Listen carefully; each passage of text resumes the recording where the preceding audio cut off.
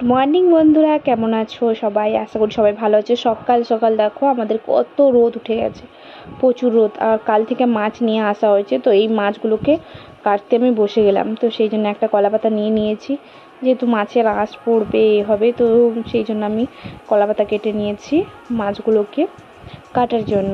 এই দেখো, কালকে রাতে মাছ নিয়ে আসা হয়েছিল, কিন্তু মাছগুলো কাটার সময় ছিল না। রাতে প্রায় 9টার সময় মাছ নিয়ে এসছে, তো সেই জন্য আমি মাছকে ওরকমভাবে ফ্রিজে রেখে দিয়েছিলাম। আর আজকে সকালে আমি কাটার জন্য মাছগুলো সব বের করে নিচ্ছি। এই মাছটা এগুলো সব সমুদ্রেরই মাছ, বরফ জমে গেছে, তো বরফগুলোকে আমি আস্তে আস্তে করে ছাড়িয়ে নিচ্ছি। মাছগুলো সমুদ্রের মাছ। এই মাছটাকে আমরা সচরাচর মোরলা মাছ বলি, সমুদ্রের মোরলা। আর একটা পেপারের মধ্যে আছে পটল মাছ। তো আমি জানি না তোমরা কি ভাষায় কি মাছ বলো, তো আমাদের এই ভাষায় এই মাছটাকে বলে থাকি। এই মাছটাকে এই নামেই আমরা বলি সচরাচর। এটা পটল মাছ। আর সমুদ্রের মাছটা আমার খুব ফেভারিট মাছ, তো সেই জন্য প্রতি হাটবার আমাদের এখানে তো মাছগুলো আসে, তো সেই সময় আমরা মাছ নিয়ে নিই। আবার একটা হাটবারের আগে পর্যন্ত মাছ কিনে নেওয়া হয়। তো এই দেখো, মাছ কিনে নিয়ে আসা হয়েছে। পটল মাছ নিয়ে এসছে 6টা, প্রায় 1 কিলোর উপরে আছে। আর এখানে ছোট মাছ নিয়ে আসা হয়েছে, যাতে মাছগুলো এখন 4-5 দিনের মতো খাওয়া হয়, এই তুলনায় মাছ নিয়ে আসা হয়েছে। আর মাছ তো এই সময় দেখছি যে মাছের পেটে সব ডিম হয়ে গেছে, তাই মাছগুলোর পেটে সব ফুলে ফুলে আছে। এই মাছটা বিশেষ করে বিভিন্ন রকম টকের জন্য খুবই ভালো লাগে, বা ঝাল করলেও এটা ভালো লাগে। আমরা একটু বেশি এই মাছটা টকই খাই, তো সেই জন্য আমরা মাছগুলোকে আগে থেকে কেটে কুটে সব ফ্রিজে রেখে দিই আলাদা আলাদাভাবে, কোন মাছটা কি রান্না হবে তো সেই রকমভাবে রেখে দিই। এই মোরলা মাছটাকে প্রথমে কী করতে হবে, দুদিকটা ভালো করে করে নিতে হবে, আঁশগুলোকে ছাড়িয়ে নিতে হবে। তারপরে মাছের মাথা কেটে নিতে হবে, আর পাখনা থাকে না মাছের শিরের কাছে একটা থাকে, ওটাকেও কেটে নিতে হবে। এইভাবে মাছের মাথা কাটলে ওর সঙ্গে ওর সমস্ত নাড়ি ভুড়ি বেরিয়ে আসে। বাস এইভাবে সব মাছকে আমি কেটে নিয়েছি। দৈনন্দিন জীবনে আমাদের কত কিছু সকাল থেকে কাজ করতে হয় একটা মেয়েকে। সেই সকাল থেকে রাত পর্যন্ত সারাদিন কাজই করে যেতে হয়, কোনো শেষ নেই। এইভাবে আমি সমস্ত মাছ কেটে নিয়েছি। তারপর রান্না করার জন্য আমি কড়াইতে তেল দিয়ে দিয়েছি। আর যে মাছগুলো কেটেছিলাম পটল মাছ, তো পটল মাছগুলোর মাথার দিক সাইড করে যে মাছগুলো হয়, কারণ ওটা যদি আমি ফ্রিজে রাখি তো একটু খারাপ হয়ে যায়, একদিন রাখার পর মাছটা খারাপ হয়ে যায়। তাই আমরা দুজনের 6 পিস মাছ নিয়ে নিয়েছি। আর তো মাছটাকে ভেজে নিচ্ছি, কারণ ও বললো যে এখন টক খাওয়ার, মাছটাকে টকের জন্যই বানানোর জন্য, তো সেই জন্য আমি টকের জন্য মাছ নিয়ে নিয়েছি। আর মাছগুলোকে টকের জন্য একটু ভালো করে ভাজতে হয়, কারণ তেঁতুল টকের মাছ একটু যদি না ভাজা হয় তাহলে মাছটা একটু হালকা আঁচড়ে গন্ধ করবে, তো সেই জন্য ভালো করে একটু লাল করে ভেজে নিতে হবে। আর মাছগুলো এক সাইড ভেজে গেলে আর এক সাইডে ভেজে নিতে হবে। এইভাবে সমস্ত মাছ আমি ভেজে নিয়েছি।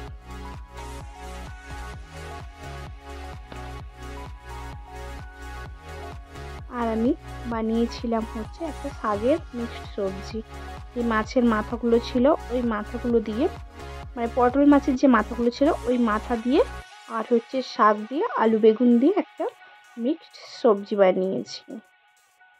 সবজিটার রেসিপিটা দেখালাম না, তো সবাই যেভাবে বানায় মিক্সড সবজি, তো ওই রকম টাইপের একটা মিক্সড সবজি বানিয়েছি।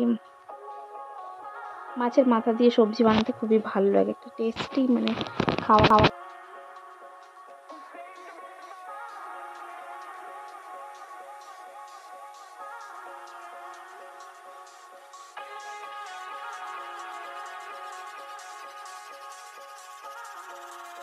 বাস মিক্সড সবজি কমপ্লিট। আর এখানে আমি তেঁতুল জলটা ভালো করে ফুটিয়ে নিচ্ছি।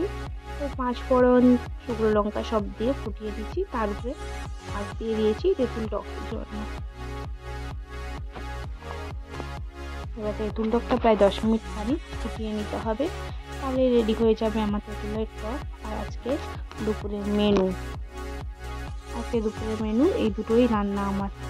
হচ্ছে এখানে আমি ভাত দিয়ে নিয়েছি আর সবজি আর তেঁতুলের টক। আজকে দুপুরে এটাই খাওয়া দাওয়া শেষ করে বেরিয়ে পড়েছি বাবা বাড়ি যাবো বলে। দুপুরেও বাবা বাড়ি যেতে হবে।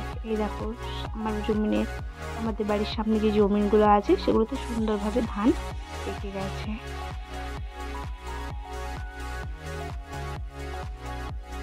ধান পেকে গেছে, এবার কাটার সময় হয়ে যাচ্ছে, কারণ সব পুরো সোনালি রং ধরে যাচ্ছে ধানের মধ্যে। এলাকাটা জুড়ে আমাদের অ্যাকচুয়ালি পূর্ব মেদিনীপুরে তো ধানের চাষই বিখ্যাত। তো বেশ, এটা আমার বাড়ির সামনের ভিউ। এবার বাবা বাড়িতে চলে গেছি। বাবা বাড়ির জামরুল দেখো কত বড় বড় জামরুল।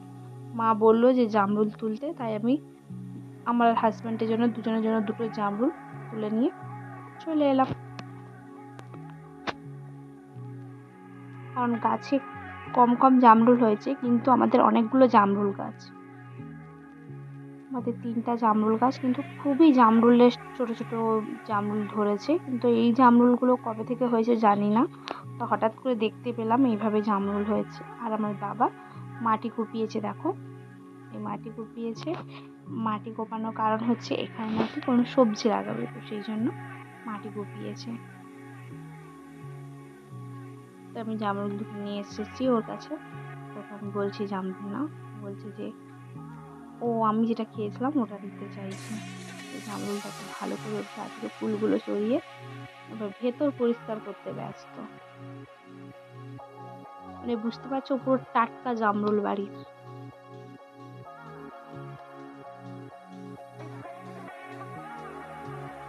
ওরা জামরুলটা আমাকে দিল, বললো যে ধুয়ে নিয়ে আসার জন্য। আমিও আমার জামরুলটা দিয়ে দিলাম। ওর মুখটা খুলে যাচ্ছে সময়, কারণ এই যে জামরুল আমাদের বাগানে থাকে, এই জামরুলগুলো মুখের দিকে অনেক সময় পিঁপড়ে থাকে। আর যাওয়ার সময় আমাদের আমাদের সব মায়ের বাচ্চা, আমাদের গোমাতার বাচ্চা 3টা আছে আমাদের গরু, একটু দুধ খাওয়ানোর জন্য দিলাম, কিন্তু ও খাবে না, মুখে দিচ্ছে, দিয়ে করে দিচ্ছে। এই নিয়ে চলে গেলাম ওর কাছে। জামরুল দিলাম, ওকে বললাম কেমন লাগছে জামরুল, ভালো লাগছে।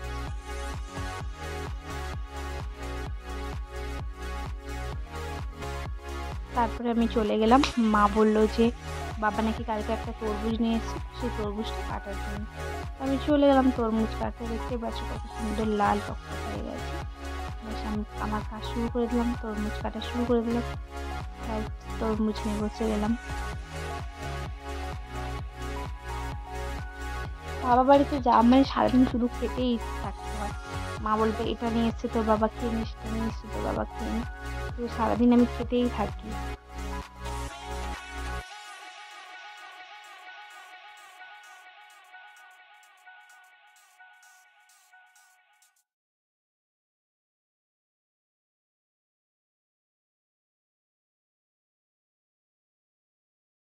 তারপর আমি তরমুজ নিয়ে ওর কাছে চলে গেলাম, এ নাও তরমুজ খাও।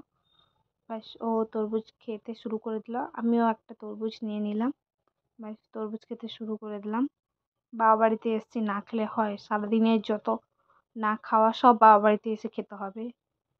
বাবা বাড়ির খাওয়াটা একটা টেস্ট আলাদা, যতই চাই ততই মানে কি বলবো, খেতেই হয়। চলে এসেছি এই, আরও আমি থালা নিয়ে বসে গেছি খাওয়ার জন্য, আর এক হাতে মোবাইল ধরে আছি। এই দেখো, তখন আমি ঠিক করে দেখাতে পারছিলাম না, এই আমাদের সামনেরটা এতটা জায়গা আমার বাবা এই কড়া রোদেও এটাকে কুপিয়েছে, কারণ এটার মধ্যে সবজি চাষ করবে বলে। তারপরে আমি আবার চলে এলাম আমাদের বাচ্চাগুলোকে লাগানোর জন্য, কারণ এ সারাক্ষণ আমাকে দেখলে ও খুব ভালোবাসে আমাকে, তো সেই জন্য ও সারাক্ষণ আমাকে এ করে।